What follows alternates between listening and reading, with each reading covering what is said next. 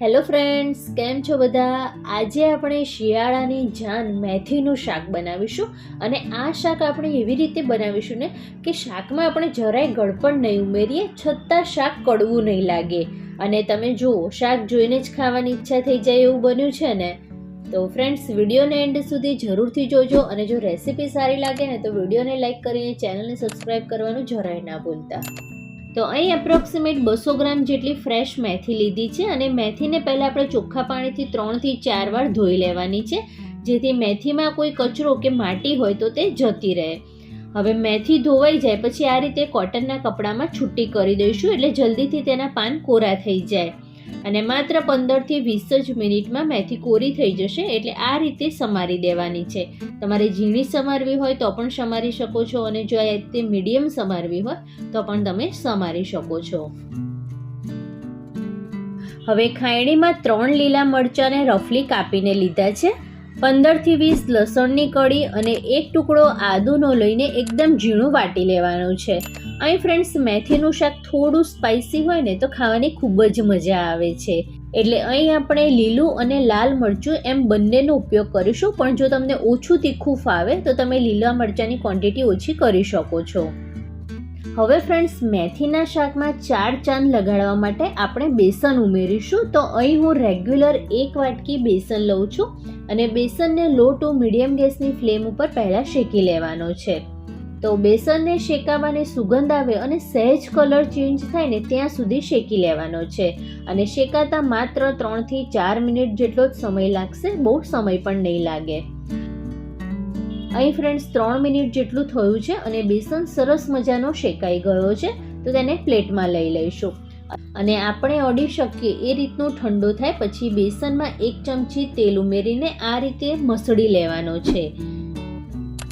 બેસનનો દરેકે દરેક દાણો સારી રીતે તેલ સાથે મિક્સ થઈ જાય પછી લોટને ચાળી લેવાનો. આમ કરવાથી શું થશે ફ્રેન્ડ્સ, કે જ્યારે આપણે લોટને શાકમાં ઉમેરીશું ને એટલે જરાય લોટના ગાંઠા નહીં પડે અને શાક એકદમ સ્મૂથ તૈયાર થશે.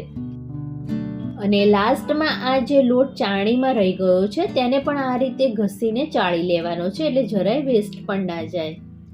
તો ફ્રેન્ડ્સ, અહીં બતાવ્યા પ્રમાણે સ્ટેપ બાય સ્ટેપ આ રીતે શાક બનાવશો ને તો શાક ખૂબ જ ટેસ્ટી બનશે અને જરાય શાક કડવું નહીં લાગે. હવે શાક બનાવવા માટે 3 મોટી ચમચી તેલ ગરમ કરવા મૂકી દીધું છે. અને ફ્રેન્ડ્સ, આ શાકમાં તેલનું પ્રમાણ થોડું આગળ પડતું રાખવાનું.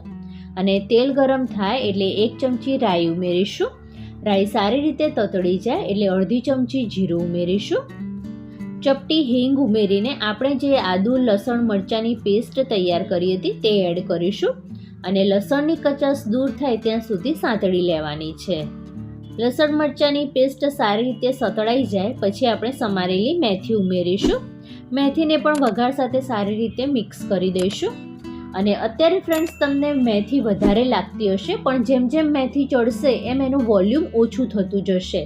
અને મેથીને ચડતા પણ બહુ વાર નહીં લાગે, માત્ર 2 થી 3 મિનિટમાં ચડી જશે. અને લો ટુ મીડિયમ ગેસની ફ્લેમ ઉપર ચડવા દઈશું. વચ્ચે વચ્ચે મિક્સ કરતા રહેવાનું છે.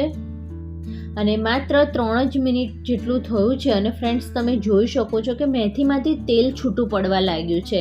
તો હવે આપણે બાકીના મસાલા કરવાના છે.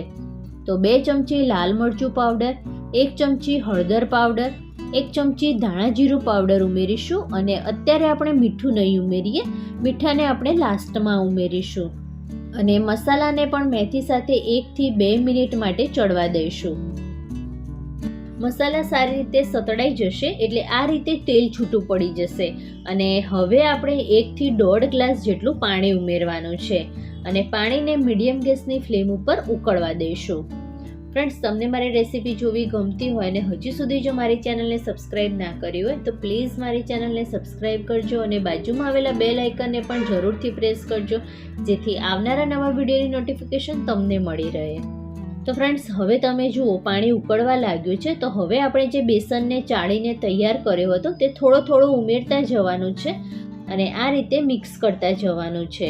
અને અહીં ફ્રેન્ડ્સ, આપણે બેસનને મોણ દીધું છે એટલે લોટના ગઠ્ઠા જરાય નહીં પડે. અને તમને જે રીતની શાકની કન્સિસ્ટન્સી જોઈતી હોય એ પ્રમાણે બેસન ઉમેરવાનું છે. અત્યારે હું થોડી લિક્વિડ કન્સિસ્ટન્સીવાળું શાક બનાવું છું, જેથી રોટલા સાથે ખાતા ફાવે.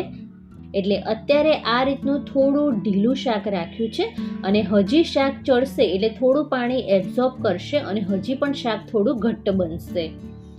અને બેસન મિક્સ થઈ જાય પછી સ્વાદ અનુસાર મીઠું ઉમેરવાનું છે અને ઢાંકીને તેલ છૂટું પડે ત્યાં સુધી ચડવા દઈશું. થોડા લીલા ધાણા સ્પ્રિંકલ કરીશું. તો આવી ગયું ને જોઈને જ મોઢામાં પાણી. તો ફ્રેન્ડ્સ, એકવાર તો આ રીતે શાક જરૂરથી બનાવજો. જરાય શાક કડવું નહીં લાગે અને ખાવાની પણ ખૂબ જ મજા આવી જશે. આ શાક ગરમા ગરમ જ ખાવાની મજા આવે છે, એટલે જ્યારે જમવું હોય એના 15થી 20 મિનિટ પહેલાં જ બનાવવાનું સ્ટાર્ટ કરવાનું. આરામથી 15 મિનિટમાં બની જશે.